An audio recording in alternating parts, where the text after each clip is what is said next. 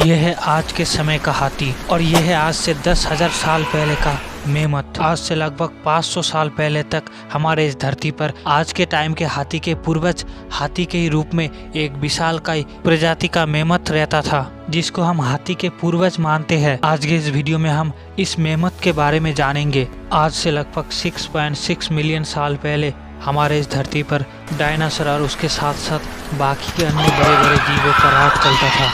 धरती के प्राकृतिक कई कारणों की वजह से डायनासोर और बाकी के बड़े बड़े जीव का पूरी तरह विलुप्त हो गया और इसमें से एक था मेमत नाम के एक विशालकाय आज के हाथी के पूर्वज। उस टाइम पर हमारे इस धरती पर ज्यादातर प्राणी बहुत ही बड़े लंबे चौड़े हुआ करता था। उनमें से एक था मेमत प्रजाति। आज से 10,000 साल पहले हमारे इस धरती पर मेमत की राज चलता था। लास्ट तक सिर्फ 2 मेमत अफ्रीका के जंगलों में जिंदा था और लास्ट तक 1600 शताब्दी में इस दोनों मेमत का भी मौत हो गया और इसी तरह हमारे इस धरती पर पूरी तरह से मेमत का विलुप्ति हो गया।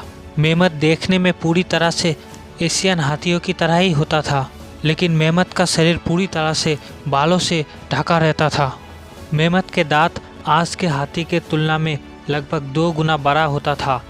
जहां आज के हाथी का दांत की लंबाई 11 फुट तक होता है, वही विशालकाय मेमत का दांत लगभग 21 फुट तक होता था। उसके चमड़े लगभग 3 इंच तक मोटाई होता था और उसके पूरे शरीर में ढका हुआ बाल लगभग 5 इंच तक होता था। मेमत के पूरे शरीर में लंबे लंबे बालों से ढका होने के कारण बर्फी इलाकों में कड़ी ठंडी हवा से मेमत सामना करने में सक्षम था। मेमत की इतनी खूबियाँ और लगभग 21 फुट लंबा दांत होने के कारण कई बड़े शिकारी प्राणी उससे डरते थे। दोस्तों, विज्ञान का मानना है कि मेमत का उत्पत्ति मेमोसास से हुआ था, जो कि लगभग आज से 5.5 मिलियन साल पहले अफ्रीका के जंगलों में पाया गया था और उसके बाद साइबेरिया, कनाडा, साउथ अफ्रीका, इस सारी जगहों में मेमत अधिक मात्रा में रहता था। धीरे धीरे हमारे इस धरती के वातावरण चेंज होने लगा। उस टाइम जीरो पॉल्यूशन के चलते हमारे इस धरती का तापमान बहुत ही तेजी से घटने लगा। ठंड बढ़ने के कारण बर्फी इलाकों में रहने वाला मेमत का शरीर के बाल भी बहुत ही लंबा होने लगा। विज्ञान का कहना है कि मेमत का अंत हम इंसानों ने किया है। ज़्यादातर मेमत का अंत हम इंसानों के द्वारा हुआ है, क्योंकि हम इंसान तब मेमत को मारकर शिकार करते थे, उसके मांस खाते थे।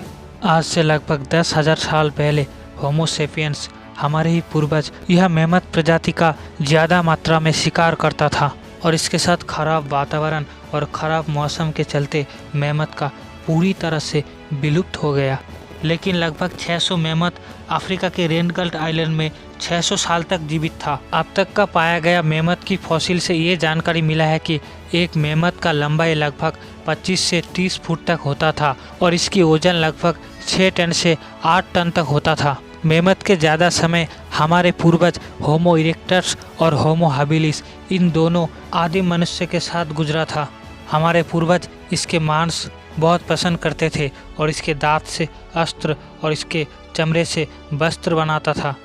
हमारे पूर्वज मेमत को मारकर गुफा में ले जाकर आग से पकाकर खाते थे और इसके साथ साथ गुफा में बनाया हुआ मेमत का पेंटिंग आज भी मौजूद है, जो कि हमारे पूर्वज ने बनाया है। दुनिया में सबसे ज़्यादा अगर किसी चीज़ पर ज़्यादा रिसर्च किया गया है तो वो था मेमत, क्योंकि आज तक बर्फ़ में दबा हुआ ऐसे कई सारे मेमत की फॉसिल और बॉडी हम इंसानों को मिले हैं। दोस्तों, विज्ञान का कहना है कि अभी भी हम मेमत को हमारे इस धरती पर ला सकते हैं। विज्ञान का मानना है कि मेमत का डीएनए और आज के हाथी का डीएनए से मिक्स करके हम और एक नए मेमत का जन्म दे सकते हैं।